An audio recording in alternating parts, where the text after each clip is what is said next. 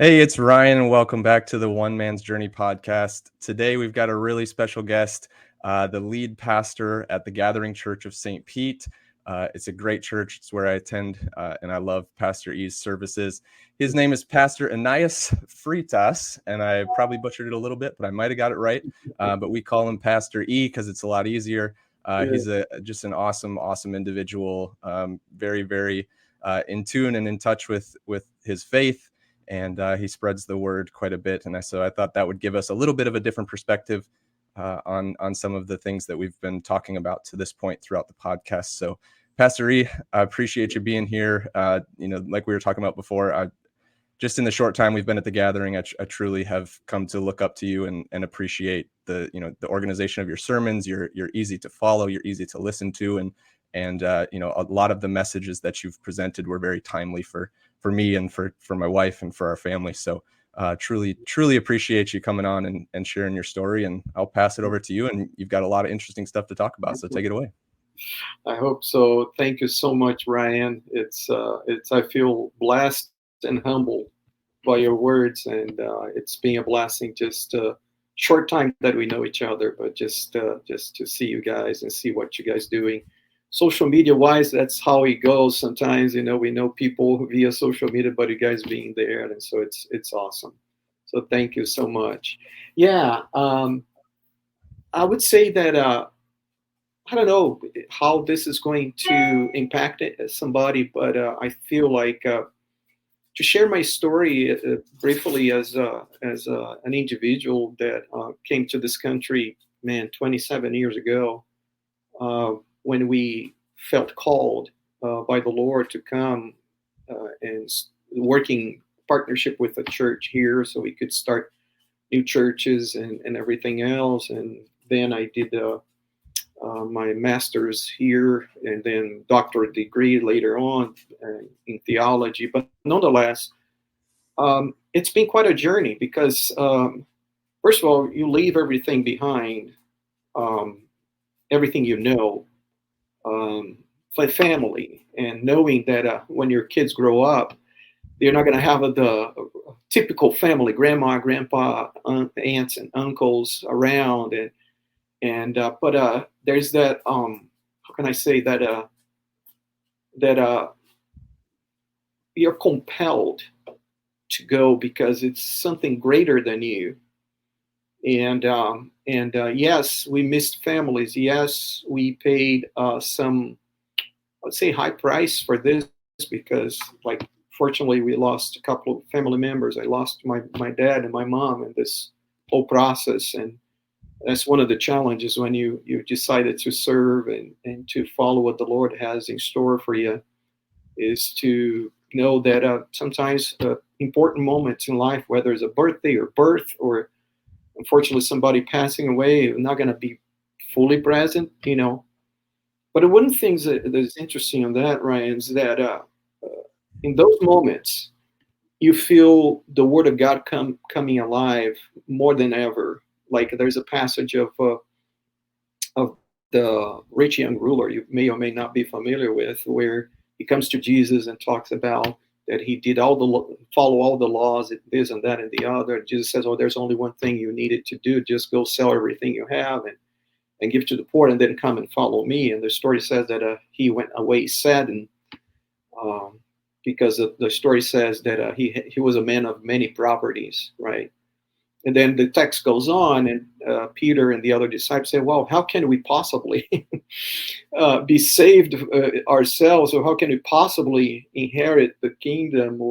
And Jesus, goes on to talk to them. And at the end of that text it says, "Whoever leaves," and I'm paraphrasing here, okay, "if whoever leaves field and father and mother and family, for my sake and the sake of the gospel, they will receive a double portion of whatever they left behind, not only this earth, but in the world to come." So, and I tell you, man, it's been very, very much true that I would not have experienced if I have not said, "Okay, God, it's going to be hard on me. It's going to be hard on my wife," or in a way, but we want to follow you, and so it's been quite a journey because of that. But at the same time, my kids, my family, we had more aunts and uncles and I would say father and mother than we could possibly ask. Just to give a little story, I remember I was doing my master's degree in Austin, Texas, and Denise was working in a church, and that church decided to adopt us for a Christmas. The kids were little at that time, and they said, "Well, why don't you ask them to put a list of things that they like?" And we thought in our minds, well, maybe they're going to choose one item that we said we like it and give it to us for Christmas. And then so the day came for them to show us the gifts, and we got there and they took us to a room. Man, the room was filled with gifts, and it was like really unbelievable. Everything we put in our list, they bought for us. The kids were overwhelmed with joy, if you will. And I joke around, obviously, saying, well, if I only knew they would have given me everything in the list, right. I would put it a BMW or something. Ferrari on the list, right? Yeah, exactly. But seriously, it's being truth with a lot of hardships. One of the things as a father, as a husband, it's the weight feel that you needed to. I need to provide for my family. I need to be strong, right? And I learned that in a hard way, because sometimes you feel like you needed to be what you're not called to be. In other words, there's that what I call Messiah syndrome, right? And I say that I learned in a hard way because there was a point in my life and ministry that I tried to do everything to change this and to do that, and I ended up falling to depression, actually, really bad. I never thought I had depression until that point, and things kind of fell apart, for me personally. And it is something that, as guys, usually, people in general, we have a lot of difficulty to address that, because they say, well, no, we got to show that you can, especially if you're a pastor or somehow recognizes this leader or something, you feel like you have to hold back everything it's considered weakness so that we can show only what is the good part of it, right? Because after all, you're a pastor, or you're a leader, or you're whatever you are, and truly, people are paying a huge price for that. In my case, praise God, I was able to go through some sort of counseling and just to process everything. I'll be honest with you, not many people know this, but I feel comfortable sharing, like down the road from that situation, 2 years later, I saw some spots on my face, and I went to the doctor. One thing led to another. I found out that I developed skin lupus. And the doctor asked me, hey, did you have any, like, a traumatic situation in your life that happened? Because they could not put their finger on why that happened. And I was about to say no when I remember exactly the 2 years earlier what happened to me, and your body responds, one way or another. Some cases are more radical, like friends that I lost along the way because they could not handle the pressure, and they decided not to process and open that to others, because after all, you're the pastor. After all, you name it, and you carry that burden. And one in particular, when I served a church in Arizona, he took his own life, like, not because things were bad. It was just because, life happens. And so I feel like I need to put this out there because, like I said, our lives here, there's a lot that I could say, but it's just suffice to say that on top of it being immigrant, which we're always going to be, I joke around saying, "Hey, have you noticed my Texan accent or something?" People, "Oh, really? You're from Texas?" but I'll just say, we're never going to be. I mean, yes, we're citizens. We became citizens back in 2006 and so forth. But we're always going to be recognized as immigrants in a way, or Brazilian Americans, if you prefer. And that is in itself is already something you need to deal with. Plus, the fact, like I said, as a man, as a pastor, as a leader, that unfortunately, and this is in a way the church, capital C church, fall to put the pastor in this category of his family is just fine, they're great, they do everything right, the kids are awesome, the wife is perfect, the pastor never does, he never does any, or she for that matter, they never do anything wrong. And as opposed to be real, and to say, hey, I struggle, I struggle because it's life. I'm not better than you are. I'm just have experiences that you may not have had. But that's why I think God, moved me this way, because I can share some of my experience, and somehow this is going to bless somebody. I'm just saying this because not too long ago we did a series on More Than Conquerors, and the idea was to address some of these difficult themes like depression, oppression, especially for guys. We feel like we cannot share. And from the pulpit, I open up and I said, listen, when specifically the Sunday I talk about depression, and I open up during the message, and people were surprised. Some people said, wow, how can you possibly share something that, intimate? I said, because that's what I want this to be. Community where we can share things. And by sharing, you will be able to help somebody, as opposed to like the pretending culture, right? Pretending everything is fine. And so you come to church, how you doing? Oh, I'm fine. I'm good. We're not actually, we don't have the freedom, unfortunately, in a place that we should have the freedom to share. And many times society culture, church culture, is pressing on you this idea that no, if you're in church, it's because you're doing everything right. No, it's the other way around. Because you're not doing fine. It's because you desperately need a God in your life. And when I say church, let me make sure that it's very clear out there that I'm not talking about the building. I'm not talking about denominations. I'm not talking about any of that stuff. I'm talking about really the group of individuals that the Bible talks about as the body of Christ. And so church, to be church, truly should be a place where people can come. They feel so comfortable that they share the good, the bad, and the ugly, like a family. I usually say church family, right? And unfortunately, this is not being the case many times, because rightly so, people feel fearful sharing whatever's going on in their lives. After all, what are they going to say about me? What are they going to think about me if I share something? So my encouragement, if you will, as much as I know we're not going to change the culture, that's a fact.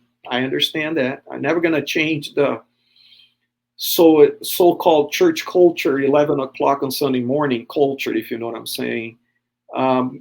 But I can, in a small ways, I can contribute based on my experiences. That is not better or worse than anybody's, but it's my unique experience, and that can serve to help others. Matter of fact, a book that comes to mind is by Henri Nouwen, the Wounded Healer, where he talks about this idea of the wounds you accumulate in your life is not for nothing. They are there for a purpose. So that as you heal from those wounds, you'll be able to share. I usually say, like, whatever it is within you that is bleeding at some point, as you begin this process of healing, you're never going to forget, but you look at that, and instead of a bleeding, there will be a scar. And I tell you this, Ryan, not because I have it all together, because I don't. It took me a long time, man, to really come to this point and say, okay, I can look back and um, and see that and no longer live by fear. Because I'll be totally honest with you, for the longest time in my life, I was living by fear because of those wounds, because I decided to hold back within me, and I came not too long ago to the point to say, you know what, I don't want to live by fear anymore, because in my mind, what happens is you start processing things based on your wound, on your hurt in the past. Like I said, for guys especially, that is very challenging. We don't want to show vulnerability, typically. You know, some are more open than others, but nonetheless, that's the idea. And so when I came to this point and say, you know what, I don't want to live by fear anymore, because then that whatever happened in the past will start influencing what you do now and what you think you're going to do in the future. Oh, if that happens before, it's going to happen again, right? And it's like almost a self-fulfilling prophecy in your life. And I said, no, enough of that. I'm tired. The Word of God tells us in First Timothy, God says that we shouldn't. He has not given us a spirit of fear. If that is fear is not from God, so man, I don't want any of that in my life. And so, but rather, the text says, a spirit of power and love, etc. And so I say this because, even going being very, very vulnerable with you right now, going to the point to say, it took me a long time to recognize I had an emotional handicaptedness within me, but because I resisted, I was making my life was man, it was hard. And I tell Denise, my wife, I said, and I cannot believe how you were able to hang in there with me with not being treated. Honestly, I'm talking about even medically treated, so that I could be at the same level as everybody else when it comes to your anxiety, to your a number of things. Because again, there is a lot of preconceived ideas. I usually say there are people who, if somebody breaks an arm, right, they're not gonna leave the arm broken there hanging or anything. It's kind of, freaky, right? You go to the doctor, you fix it. But whatever happens internally, our choice is usually, oh, nobody sees it, it's good. I tell you, in some way, some form, that's gonna come out, and not in a positive way. So that's why I decided to, going back to what I said about the series, to open up and to say, hey, here who I am. I'm not ashamed. This is what happened. This is how I decided to go, in a very practical way, not simply faith-based. That is true too, prayer, etc. But also medically speaking, to be treated for whatever needed to be treated, and not, and most importantly, which was this step that I told you, that is to to share this with people, especially with guys. I'm always deeply concerned, like I said, having lost a couple of friends, that is in my heart, to share as much as I possibly can, so that we can help each other out in different ways. I think a lot of that comes from just, I mean, obviously, that over the years of these generations that have come before us, and especially, like a lot of us started out in small towns, right? A lot Mm-hmm. of, especially the 50, 60, 70-year-old men that are around, Yeah. there wasn't these, the big cities were just the big cities. And then it was all of these small towns around. And so, what do you do in a small town? You get up, you go to work, you come home, and that's it, right? Yeah. Yeah. And you just bury everything else. And so I think a lot of the people, especially in my generation, are Mm-hmm. influenced by those people that have done that, right? That have gone to work. They worked on the farms when they were younger. They Mm-hmm. came out of it, and now they're like, my dad's a mechanic, my Mm-hmm. my uncle's a plumber, and all of these, they all have their trade, right? My other uncle's a woodworker, my aunt is a nurse, my other uncle took over the farm. So like, they all just kind of took their trades on, Yeah. and that was what they did. And so outside of that, they don't even know that they have pain or hurt, because Yeah. It was never acknowledged. You could never acknowledge that it was pain or hurt. You had to just move past it. Yes. And so looking back, you're looking and going, I don't really have anything that affected me, because you just buried it for so long, because there was Well, nobody there to say, oh yeah, you shouldn't, you should talk about that. There was nobody yeah. there to support that. So, Yeah. I think it's such an important piece. And again, why I respect you so much, because you do bring just the realness of it to your sermons, Yeah. of just like, we're all people too. Like Absolutely. you talk about pastor because that's your perspective. Yeah. I've had 6 or 7 people on here that one was a real estate team leader, and he Mhm. said the same thing. Like, he just buried everything. They were a number 1 team. He's just Mhm. buried everything, and it came out later on, and it blew up, and everything was gone. Yeah. And one of them is a leader in a couple different industries, and anytime that you presume or take over that position of leadership, or some people would call it power, you Mhm. you Mhm. step into that role of like, okay, I got to be perfect now. I got to Yeah. know everything. Yeah. And really the power for me, and the strength, and like you've Mhm. said, is it comes from actually acknowledging that you don't know everything, and that you don't have Yes. to push through everything. And that's where the Yeah. true strength comes in. Yeah.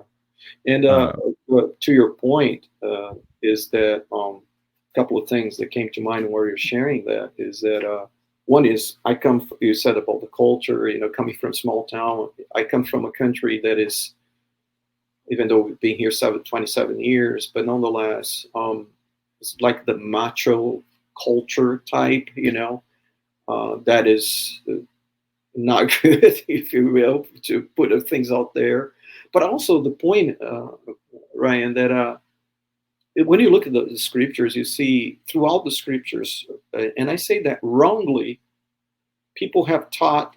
I don't know if you ever been part of a church in Sunday school when you're little, but if you were, in my time at least, they had the lessons of the heroes of our faith, right? The word heroes already is a word that it gives you the idea that a person can do everything, right? They're perfect, they have strength, they don't do anything wrong, you name it. And truly, when you start looking at all the individuals, the guys in the Bible from the beginning to the end, they're all messed up people. So you take Abraham, who comes from a culture that they didn't even recognize God as God. They worshipped many gods. Okay, when God introduced Himself to him, he had to say, "This is who I am." Right? Not to mention Jacob. Jacob was a deceiver, fleeing from God, fleeing from his brother who want to kill him. David, my goodness, the guy did so much. And actually, the scripture talks about him being a man who walked according to God's own heart. But adultery, right, in his life. If you fast forward to New Testament, you have Peter. I usually joke around, and some people feel a little weird about it, but I say, no, Peter was a fisherman. He was a guy who, don't tell me that as a fisherman, every other word that he dropped a F bomb, in a conversation or whatever. For Pete's sake, he cut off the ear of one of the soldiers. You know what I'm saying? That's Peter. Oops. Sorry, I think I oh, I got you. a little Didn't bit. So, but nonetheless, you have Paul again, a guy who was persecuting Christians. So again, I don't want to go on and on, but just to say that the reality is not, they are there not because they did everything right. They are there because God wanted to show that despite of who they are, God still used their lives and still did mighty things through them. Not because they are doing everything right, not because they are obeying God in every single way, but because they are available and say, okay, God, here is who I am. It is what it is, and I want to, and one of the things just one last thing on this, I admire about David is because not only we know about him, about the stories, but he himself, he writes about his weaknesses. Who likes to write about his own weaknesses? Not many people, especially in the social media world.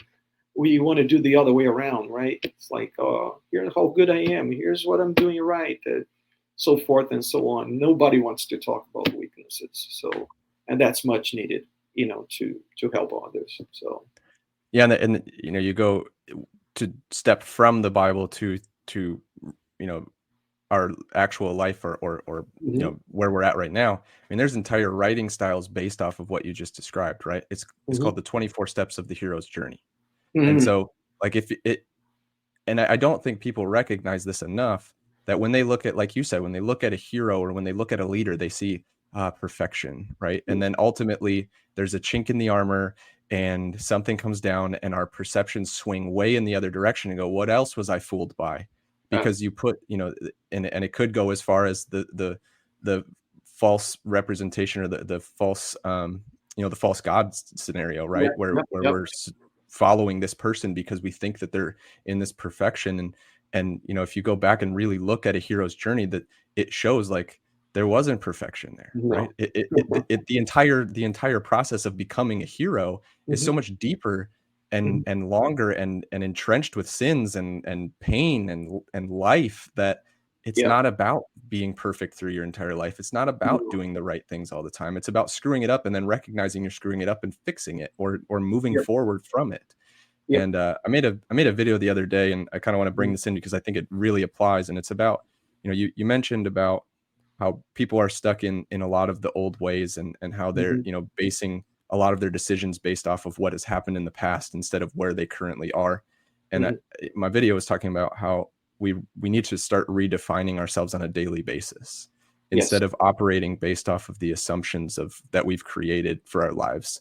A Yeah. lot of people will come and you'll have a conversation with them, and their representation is, well, that's just how I am. You'll just have to get used to it. Yeah. And Yeah. instead of, oh, maybe I should change that, or maybe Hmm. I don't believe that anymore. And they don't question Yeah. things on a daily basis. And Yeah. so Yeah. You're how do you see that coming through, especially in, obviously in the big C, like that comes out a lot, I think, is well, a lot of people represent who they were, not who they actually are. yeah. I would say that in general, is the word to me, Ryan, is being teachable. This whole idea that is, I know what I know, I am who I am, that kind of a style, and that obviously bleeds into the church, and people not being willing to be teachable or vulnerable enough to say, hey, I messed up. You know, one of the things I always tell people that with my kids, I was by far not the perfect dad whatsoever, the other way around. Okay. In spite of being a pastor and everybody, like I said, the preconceived ideas. But I say, I don't think I ever really taught my kids a lot. However, one thing I always implemented in my relationship with them, if I was wrong, I went to them and says, hey, I'm sorry, I messed up. So they grew up with this idea that it's okay to mess up. It's not okay for you to dwell in it. It's not okay for you to ignore it, but it's okay to mess up and go from there, and reconciliation and forgiveness. It's okay. And outside of the church, that's the major problem. We want to be right, and we want to hurt people because we want to be right, no matter what, and that affects everything. Affects government, affects politics, affects the industries out there, whatever that is. So because we want to be right, and tell you what, society wise, we're not taught how to work our weaknesses in terms of, okay, I messed up, here's what I did, let's start from here. So people prefer to hide or to be defensive about it instead of being a teachable person. And that's what one last thing I want to say is that I emphasize to my leaders in the church, especially the elders, I said, listen, let's all be teachable. I know it's hard, okay, because many of them are CEOs in their companies, they own their companies and all that kind of stuff. And I said, it's hard. But I said, if we are only open to be teachable, it doesn't mean that you're going to agree on everything, but it means like there is a different perspective that can be better than mine. What if I learn? And even if I don't learn, at least I listen to. And so that's the key for me, that I see happening in church and happening everywhere. People not willing to be teachable. So Yeah, I think the tough part with that too, you mentioned the teachable part. That's one side of it. The other side of it is that they're so unteachable Yeah. that they dig their heels in based off of even when they know they were incorrect, or they know that scenario, like they've absorbed that they messed it up, Yeah. and they dig in even deeper on that one topic. And Yeah. so now they've created even bigger wall for themselves to come over, so that if they do want to change in the future, now it's even harder for them to change, because they look back and they go, oh, I've dug in on that against other people. I have to stick with that mindset, or I have to stick with Yeah. the massive stand I took on something that I was just incorrect on.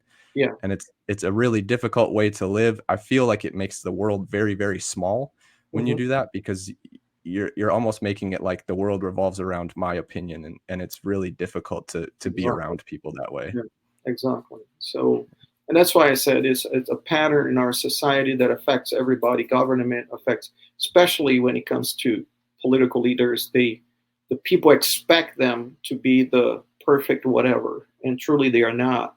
And they are afraid to show who they are, because if they do show, then people will say, "Oh, I'm going to vote on you," or "I'm not going to elect you," or "I'm not going to put in a position as a CEO," or whatever. Because, sorry, I'm going on and on. Just one quick thing. It's like one time I was interviewing for a church, and they asked me what the typical questions, right? What is your strength? And you list all of them. And I said, "What is your weakness?" And I said, "Well, I think one of my weaknesses is more related to numbers, or more to administrative. Not that I don't do it, but that's not my strength." And the interview at that point kind of shut it down, because people said, "You ask me, and I'm saying to you, but they are not prepared for what I was going to answer. They preferred that I would say, 'Oh no, my weakness is that I work too hard,' things like that. So yeah, that's what it is." Yep. Well, Pastor, yeah, I greatly appreciate this. I think we've definitely opened up some topics for future conversations, and I'd love to have you Absolutely. back for a round two, probably round three, probably round 10. So, I like I said, I enjoy listening to you on the sermons, and I'll definitely, when we post this, I'll definitely throw a link up for the Please. gathering to get people involved, and Yes, I've please. truly enjoyed, and I know Carrie has as well, truly enjoyed our visits to the gathering and the people, and just felt welcomed from the beginning. So I appreciate you for Yeah, fostering yeah. that environment and continuing to grow that church. So, Awesome, man. Thank you so much, Ryan. Appreciate you, man, and keep on going. Keep it up. all right, we will see you on the next one, everyone. Appreciate you Right. listening.